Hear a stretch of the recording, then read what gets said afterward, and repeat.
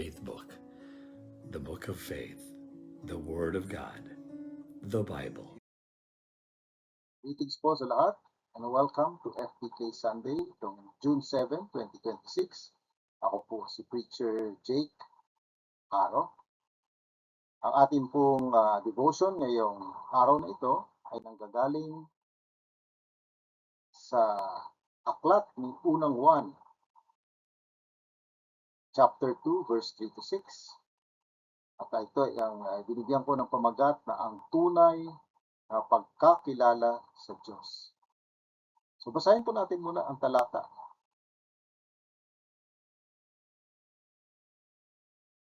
Sabi dito sa Unang Juan, chapter 2, verse 3 to 6, nakatitiyak tayong kilala natin ang Diyos kung sinusunod natin ang kanyang mga utos. Ang nagsasabing nakikilala niya ang Diyos, ngunit hindi naman sumusunod sa kanyang mga utos, ay sinungaling at wala sa kanya ang katotohanan. Ngunit sa sino mang sumusunod sa salita ng Diyos, lubos na natupad sa kanya ang pag-ibig ng Diyos. Sa ganitong paraan, natin malalaman na tayo'y nasa kanya. At sino mang nagsasabing siya ay sa Diyos, dapat siyang mamuhay ng tulad ni Jesucristo. Ang salita ng Diyos. Siguro bago tayo talakay or mag-share ng ating kaalaman dito sa passage na ito, dasal mo tayo sandali. Kaya natin sarili natin, Panginoon Jesus. Ama namin, salamat po sa pagkakataong ito na kami po ay makapag-share ng aming kaalaman sa inyong salita. Gabayan niyo po ang aking share. Gamitin niyo po ako na kung ano man ang mga katotohanan na dapat ko sabihin ay sasabi ko po. Lahat po ay manggagaling sa inyo at kami po ay nagpapasalamat sa ngalan ng Panginoon Jesus. So kung babasahin natin itong talatang ito, nakikita natin na napakaraming mga bagay na nagsasabi sa atin kung paano natin masasabi na kilala natin ang Panginoon. Sa totoo lang po, habang ako ay gumagawa nitong preparation ko, naisip ko, paano ko ba masasabi na kilala ko ang isang tao? At naalala ko na madalas kapag meron ako nakakausap at may nalalaman sila tungkol sa aking nakaraan. Like for instance, ako po ay galing sa probinsya namin, sa Negros. Magtatanong sila, "Uy, kilala mo ba si ganito?" Nakababayan. At parati kong naiisip, siguro ang mas magandang tanong hindi yung kung kilala ko siya, kundi ang mas magandang tanong is kung kilala niya ako, kung kilala ko ako nung kilala mo. Dahil yun ang pwede nating sabihin tunay na pagkakakilala.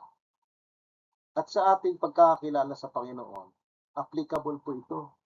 Hindi po nating sabihin, kilala natin ang Diyos, tapos yun pala, sasabihin niya, hindi ko kayo kilala.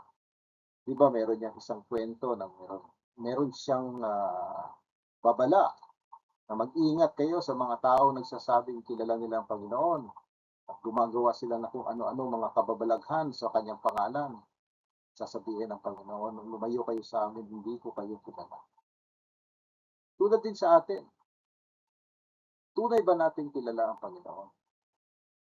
At ang pagkakilala ba natin sa Panginoon ay nakikilala din tayo niya at pwede niyang sabihin sa ibang tao na tayo ay kakilala.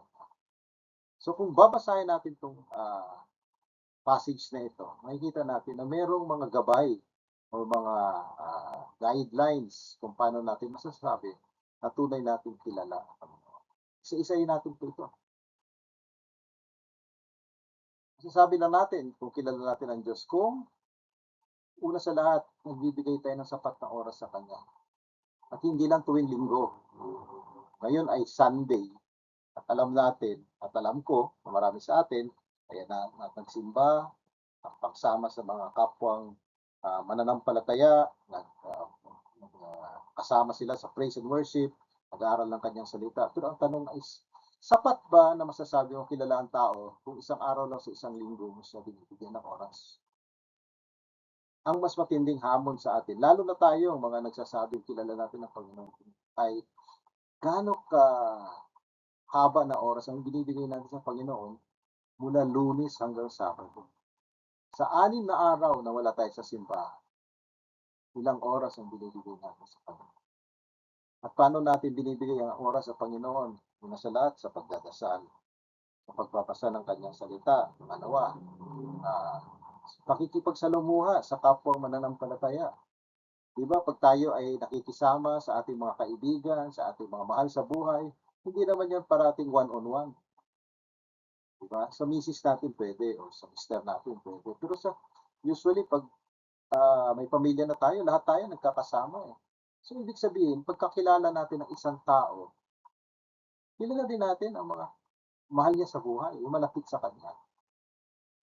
Kung may sinasabi tayong kilala natin itong taong ito, kilala natin ang pamilya niya. Kilala natin ang may mga kaibigan tayo na kilala niya rin para masabi natin. At paano natin masasabi yan dito tungkol sa Diyos?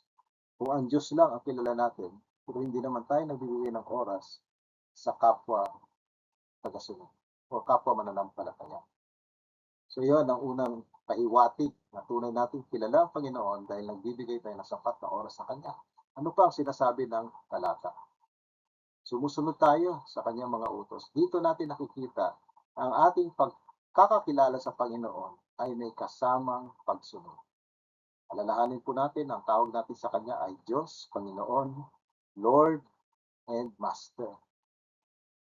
At meron sa mga utos na ibinigay sa atin na sinusunod natin dahil alam natin na ito'y para sa ating ikabubuti at nagbibigay ng papuri sa Kanya. So, gaano ba tayo masunurin sa mga utos ng Panginoon? Siyempre, hindi ho natin pwedeng sundin ang utos ng Diyos kung hindi natin alam kung ano-ano ang mga utos na yun.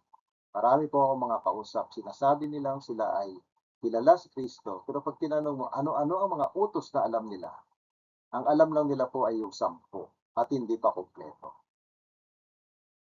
So kung ganun po ka tayo, na sinasabi natin, sinusunod lang natin ang mga utos na alam natin, tunay ba tayong masunurin?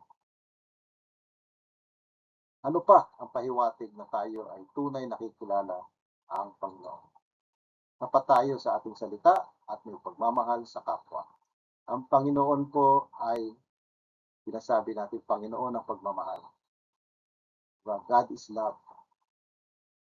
By this you shall know that they shall know that you are my disciples, if you have love for one another. Ang dalawang na utos ng Panginoon ay love God and love others. Puro tungkol sa pagmamahal.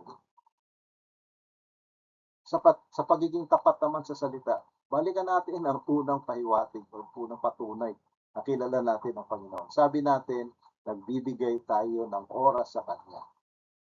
Tapat ba kayo sa salita niyang ganyan? Tunay ba na binibigyan niyo siya ng oras at binibigyan niyo ng oras ang kapwa mananampalataya? Dahil pag sinabi mo yan, dapat maging tapat ka sa salita mo. Kung tunay mong kilala ang Diyos. Ano pa? Ito yung siguro summary ng tunay na pagkakilala sa Panginoon. Tayo ay namumuhay na katulad. Again, hindi po natin masasabi na namumuhay tayo ng katulad ni Kristo kung hindi natin alam ang kanyang buhay na nakasulat sa Biblia, yung 3 taong ministeryo niya dito sa mundo. Marami po ako nakakilala. Hindi po nila alam ang lahat ng mga talinhaga. Hindi nila kilala ang mga taong na meet ni Kristo, nakausap ni Kristo, napagaling ni Kristo, at pati yung mga kumalaban sa kay Kristo. Paano tayo mamumuhay kung hindi natin alam ang buhay niya? Paano natin gayahin si Kristo kung hindi natin alam ang buhay ni Kristo? So ulitin natin, no? Ang tunay na pagkakakilala sa Panginoon ay hindi lamang kilala sa sa utak, no? Head knowledge. Kilala natin siya dahil binibigyan natin siya ng oras, sinusunod natin ang kanyang mga utos, tapat tayo sa ating salita, may pagmamahal tayo sa kapwa, at namumuhay tayo ng katulad ni Kristo. kung meron ditong senyales or pahiwatig na hindi nyo makasabing totoo sa buhay ninyo, may oras pa po. Pagdasal natin po ngayon, sana po ay lahat tayo ay mamumuhay na merong na malinaw sa lahat na nasa paligid natin na kilala natin ang Panginoon. Kaya po natin uli ang ating sarili sa huling pagdasal. Ama namin, salamat muli po sa mensahe binigay sa amin. Tunay po na ang pagkikilala sa inyo ay nakikita sa aming pamumuhay. Bigyan niyo po kami ng kagustuhan at kapangyarihan na baguhin. Kapangyarihan na nanggagaling sa inyo. Na magbago kami at maging mamumuhay kami ang katulad ng mga anak. Salamat po ulit sa inyong pagmamahal, sa inyong pagkapahin, sa inyong kapangyarihan, sa inyong kapatid, sa inyong conditions. Salamat po sa lahat ng blessings na binigyan namin sa inyo. Salamat po. Jesus, ito po ang sa mga